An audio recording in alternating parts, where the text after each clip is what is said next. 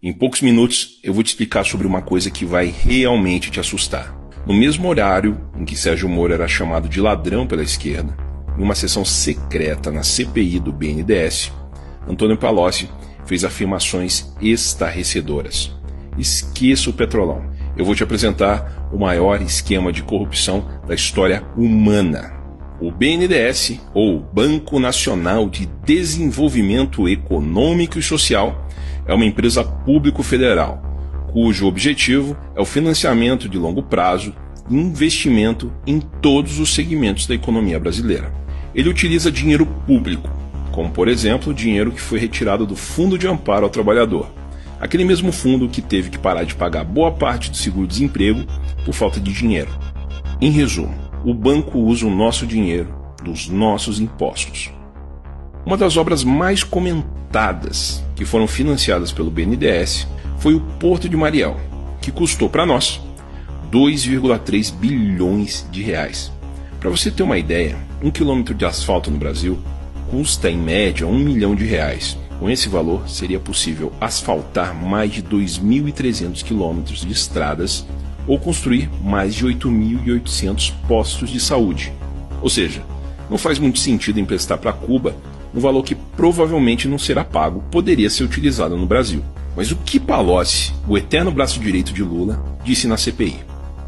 Segundo Palocci, o grande articulador do esquema para roubar o BNDES era Lula, que o total liberado pelo banco em transações duvidosas foi em torno de 500 bilhões de reais, exatamente a metade da quantia que a reforma da Previdência pretende economizar para salvar o país em 10 anos. Palocci afirmou que o ex-presidente tinha como objetivo uma espécie de poder mundial, financiando obras e eleições de nações amigas e ganhando muito com isso. Palocci afirmou que tentou remover de Lula a ideia de utilizar dinheiro público para financiar obras em outras nações, mas que Lula não deu ouvidos. Para conseguir as liberações, era preciso burlar o sistema. Isso nunca foi um problema para o PT. Como o dinheiro era roubado. Para você financiar uma obra em um país qualquer, é preciso que aquele país tenha uma nota de pagamento.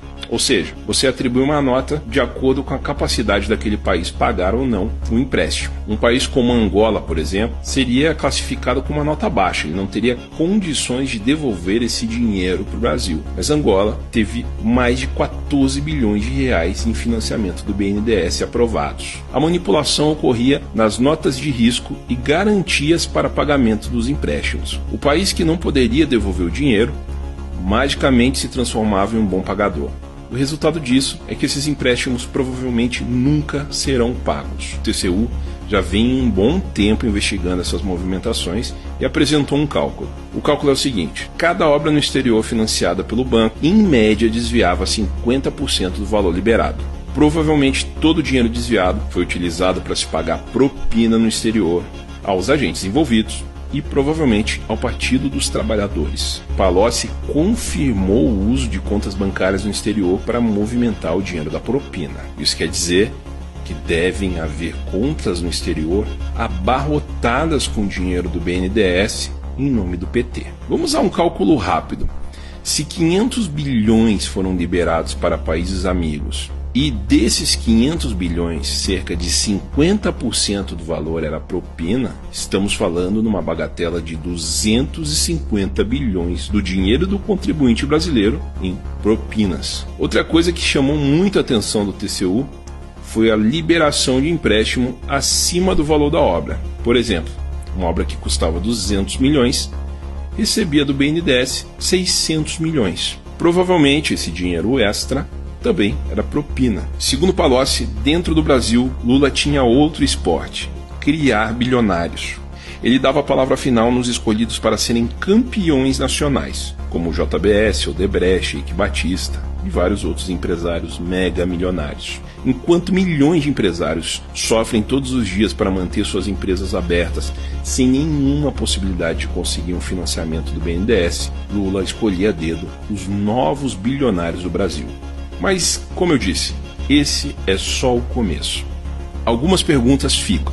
O desespero da esquerda em tentar tirar Lula da cadeia, o financiamento de hackers internacionais, a compra de algumas pessoas da imprensa, tem algo a ver com esses bilhões? Os empréstimos estão sendo pagos? Qual é o verdadeiro tamanho do rombo nos cofres públicos? Que a caixa preta do BNDES seja aberta e que possamos saber de tudo isso. Vamos esperar a resposta desse que já é considerado o maior esquema de corrupção do planeta.